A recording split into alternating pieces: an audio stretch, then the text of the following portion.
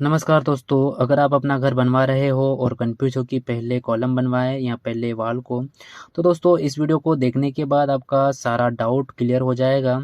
क्योंकि आज के इस वीडियो में हम डिस्कस करने वाले हैं कि अगर हम पहले वॉल को बनाएं और कॉलम को बाद में बनवाएं तो इससे हमें क्या फ़ायदा हो सकता है और हमें क्या नुकसान हो सकता है। या फिर पहले कॉलम बनवाएं और वॉल को बाद में बनवाएं तो इससे हमें क्या फ़ायदा हो सकता है और इसके क्या नुकसान हो सकते हैं। तो दोस्तों इन दोनों टॉपिक के बारे में हम इस वीडियो में डिस्कस करेंगे। और दोस्तों इस वीडियो के आखिरी में मैं आपको बताऊंगा कि दोनों में से कौन सा सही रहेगा, यानी कि पहले अगर हम कॉलम को बनाएं वो सही रहेगा या फिर पहले हम वॉल बनाएं वो सही रहेगा। अगर आप दोस्तों अब हमारे चैनल पर नए हों तो चैनल को सब्सक्राइब करिएगा, और आपको हमारा यह वीडियो पसंद आए तो वीडियो को लाइक करिए और अपने दोस्तों के साथ शेयर जरूर करिए। तो चलिए दोस्तों हम वीडियो को आगे बढ़ाते हैं। तो दोस्तों सबसे पहले हम डिस्कस करेंगे कि अगर हम पहले वॉल को बनाएं और कॉलम को बाद में बनाएं तो इससे हमें क्या क्या फ़ायदे हो सकते हैं या हमें क्या क्या नुकसान हो सकता है।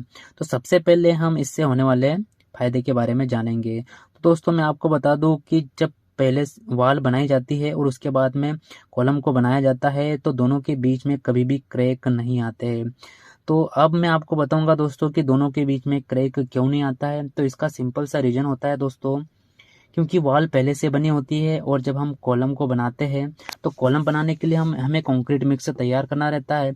और जब कंक्रीट मिक्स वॉल में डाला जाता है दोस्तों तो कंक्रीट का जो प्रेशर है, ठीक है, वो वॉल पर और शटरिंग पर होता है। और जहाँ पर शटरिंग होती है दोस्तों वहाँ पे हम देखते हैं कि वहाँ की जो फिनिशिंग होती है वो काफ़ी शानदार होती है। और जो वॉल वाला एरिया रहता है यानी कि जहाँ पर हमारी ब्रिक होती है, ब्रिक में जो कंक्रीट का प्रेशर होता है, तो दोस्तों क्या होता है कि उनके बीच में जो बॉन्ड होता है वो बॉन्ड काफ़ी अच्छे हो जाते हैं, जिससे कि क्रैक नहीं आते हैं। और इसी फायदे को देखते हुए दोस्तों कई लोग पहले वॉल को बनाते हैं और उसी के बाद में कॉलम को बनवाते हैं। लेकिन दोस्तों दीवार बनाने से पहले हमारे घरों में कई नुकसान भी हो सकते हैं। तो दोस्तों अब मैं आपको बताऊंगा कि पहले वॉल को बनाने से हमें क्या क्या नुकसान हो सकता है। तो पहला तो यह है कि जब कॉलम बनाया जाता है तो वॉल की जो ईंटें होती है वो कंक्रीट मिक्स के पानी को सोख लेती है, जिससे कि कंक्रीट मिक्स में पानी की मात्रा की कमी हो जाती है। और जो कॉलम की जो स्ट्रेंथ आना चाहिए थी वो स्ट्रेंथ प्रॉपर तरीके से नहीं आ पाती है और हमारा कॉलम भी कमज़ोर बन जाता है। अब हम दूसरे नुकसान की बात करें दोस्तों तो कई जगह कॉलम की साइज रिड्यूस हो जाती है। अब कॉलम की साइज रिड्यूस कैसे होती है दोस्तों, आप इस वीडियो में क्लियरली देख भी सकते हैं। तो यहाँ पर जो ईंट है प्रॉपर तरीके से साउल में नहीं रहती है, और जो ईंट साउल में नहीं होने की वजह से जो कॉलम का हमारा जो एक्चुअल साइज है वो साइज नहीं मिल पाता है। जैसे कि दोस्तों यहाँ पर कॉलम का जो साइज था 9-12 का था, लेकिन यहाँ पर कम से कम 9 और 11 का ही हमारा कॉलम रह गया है। तो दोस्तों कहीं जगह कॉलम की जो साइज है वो रिड्यूस हो जाती है। अब दोस्तों इसके तीसरे नुकसान की बात करें दोस्तों तो जो वॉल पहले बनाने से जो हमारे काम की जो स्पीड है स्पीड भी काफ़ी कम हो जाती है। चौथे नुकसान की बात करें दोस्तों तो कई जगह हम देखते हैं कि जब घर की प्लिंथ की पीसीसी होती है तो पीसीसी का कंक्रीट कॉलम में चला जाता है, और पीसीसी का कंक्रीट मिक्स का ग्रेड कम होता है और कॉलम के कंक्रीट मिक्स का ग्रेड ज़्यादा होता है। तो दोस्तों पीसीसी का कंक्रीट कॉलम की जगह पर चल जाने की वजह से जो कॉलम की जो स्ट्रेंथ होती है उस जगह पर स्ट्रेंथ कमजोर हो जाती है जहां पर पीसीसी का कंक्रीट चला जाता है। अब हम पांचवें नुकसान को देखें तो दोस्तों जो ठेकेदार होते हैं या जो मकान के जो कारीगर होते हैं वो कॉलम की शटरिंग करने के लिए वॉल में शटरिंग को फिक्स करते हैं। तो जहां पर दीवारें 4 इंच की या 6 इंच की होती है वहां की वॉल कमजोर हो जाती है, क्योंकि जो कारीगर होते हैं शटरिंग को फिक्स करने के लिए हथौड़े से दीवारों में कीलों को फिक्स करते हैं, और उन कीलों की सहायता से जो हमारा शटरिंग होता है यानी कि जो फ्रेमवर्क होता है उनको वो बाइंडिंग तार के द्वारा उसको फिक्स करते हैं। जिससे कि क्या होता है दोस्तों, जो वॉल होती है जो 4 इंच की वॉल होती है या फिर जो 6 इंच की वॉल होती है, जब उनमें हथौड़ा चलाया जाता है यानी कि जब हमर चलाया जाता है तो वॉल भी कमजोर हो जाती है।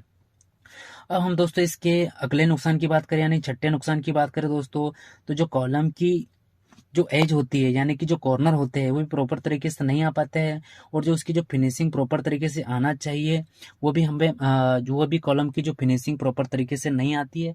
आप इस वीडियो में देख भी सकते हैं। तो दोस्तों जैसा कि मैंने बताया कि वॉल पहले बनाने से फ़ायदा एक ही होता है पर नुकसान ज़्यादा होता है। पर जो नुकसान होता है वो प्लास्टर करने से ढक जाते हैं या कुछ सालों के बाद हमें कॉलम की मजबूती का पता चलता है। तो और जो क्रैक होते हैं दोस्तों, वो क्रैक तत्काल में पता चल जाते हैं, यानी कि बहुत ही जल्दी क्रैक का हमें पता चल जाता है।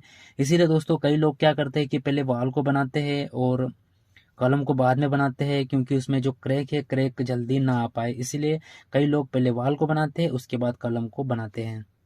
तो दोस्तों जैसा कि मैंने आपको वॉल पहले बनाने से होने वाले फायदे और नुकसान के बारे में बताया है, और दोस्तों अब हम डिस्कस करेंगे कि जब हम कॉलम को पहले बनाएं और वॉल को बाद में बनाएं तो इससे हमें क्या क्या फायदे हो सकते हैं या फिर हमें क्या क्या नुकसान होंगे।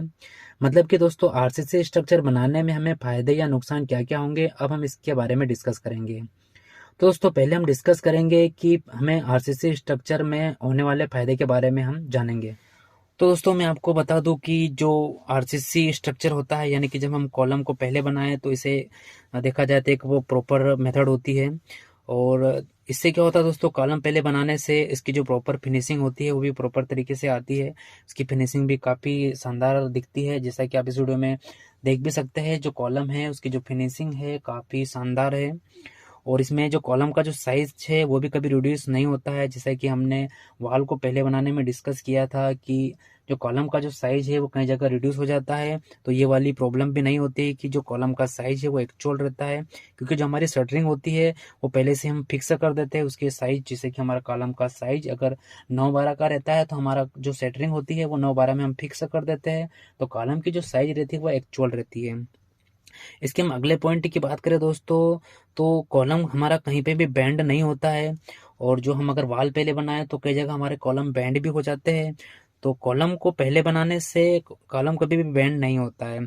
इसके अगले पॉइंट की बात करें दोस्तों, तो इसकी जो स्पीड होती है काम की काफ़ी तेज होती है, यानी कि अगर दोस्तों देखा जाए कि आपको कम से कम 5 से 6 फ्लोर का काम करना है, तो आप उसका स्ट्रक्चर कंप्लीट कर दो, कम से कम आप 3 स्ट्रक्चर कंप्लीट कर दो, और ऊपर के 2 स्ट्रक्चर का काम जारी रखो, और नीचे से आप फर्स्ट फ्लोर ग्राउंड फ्लोर से उसका ब्रिक वर्क स्टार्ट करो, तो दोस्तों आप देखोगे कि जो ब्रिक वर्क का काम है वो काफ़ी स्पीड से होता है। तो दोस्तों इन्हीं वजह से इन्हें टेक्निकल मेथड भी कहा जाता है।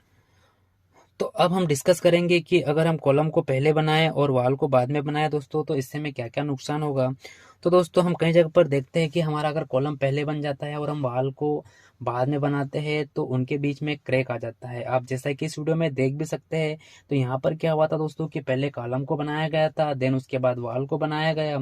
तो वॉल में हम देखते हैं कि दोनों के बीच में क्रैक आ जाता है। तो दोस्तों क्रैक क्यों आता है, क्योंकि इन दोनों के बीच में जो बॉन्ड है वो बराबर मिल नहीं पाता है, और बॉन्ड दोनों के बीच में बॉन्ड न मिलने की वजह से इनमें क्रैक आ जाता है। अब हम चाहे तो दोस्तों इन क्रैक को रिमूव भी कर सकते हैं। ठीक है, क्रैक को रिमूव करने के लिए यहाँ पर हम चिकन मेश या फाइबर मेश का यूज कर सकते हैं, उससे इस क्रैक को हम रिमूव कर सकते हैं। जैसा कि आप इस वीडियो में देख सकते हैं दोस्तों, यहाँ पर आप देख सकते हैं कि पहले कॉलम बन चुका है और अभी वॉल बनाई जा रही है। तो कॉलम पर दोस्तों हम यहाँ पर किस प्रकार से, यहाँ पर कॉलम में आप देख सकते हैं किस प्रकार से हमने यहाँ पर हैचिंग किया हुआ है, यानी कि हम एक हथौड़े की सहायता से कॉलम में हथौड़ा मार मार के कई जगह कॉलम को हल्के हल्के तोड़ा जाता है। और उसके बाद भी अगर दोस्तों हम अगर वॉल को बनाते हैं तो ऐसी जगह पर जो कॉलम और वॉल के बीच में कभी भी क्रैक नहीं के बराबर आता है। और दोस्तों अगर आप ऐसा नहीं करना चाहे, और उसके बाद भी एक और चीज़ है दोस्तों कि हमें जब अपना कॉलम पहले बन जाए, अगर उसके बाद हम वॉल को बनाए दोस्तों, तो हमें वॉल और कॉलम के बीच में सीमेंट का घोल भी मारना चाहिए। ठीक है, सीमेंट के घोल की वजह से भी दोस्तों क्रैक आने के चांस बहुत कम हो जाते हैं। तो दोस्तों सबसे अच्छी मेथड तो यही होगी, आप चिकन मेश या फाइबर मेश का यूज़ करें, या फिर आप देख सकते हैं दोस्तों कि कॉलम में किस प्रकार से यहाँ पर हथौड़े की सहायता से यहाँ पर हल्के हल्के उसमें गड्ढे कर दिए गए हैं, उसके बाद जब वॉल को बनाया जाता है तो उसमें क्रैक कभी नहीं आता है।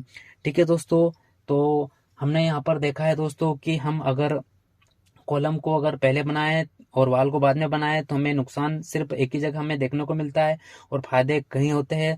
तो हमें पहले कॉलम को ही बनाना चाहिए, उसी के बाद हमें वॉल को बनाना चाहिए। ठीक है दोस्तों, आज की वीडियो में बस इतना ही। वीडियो अच्छा लगा तो प्लीज़ वीडियो को लाइक ज़रूर करना।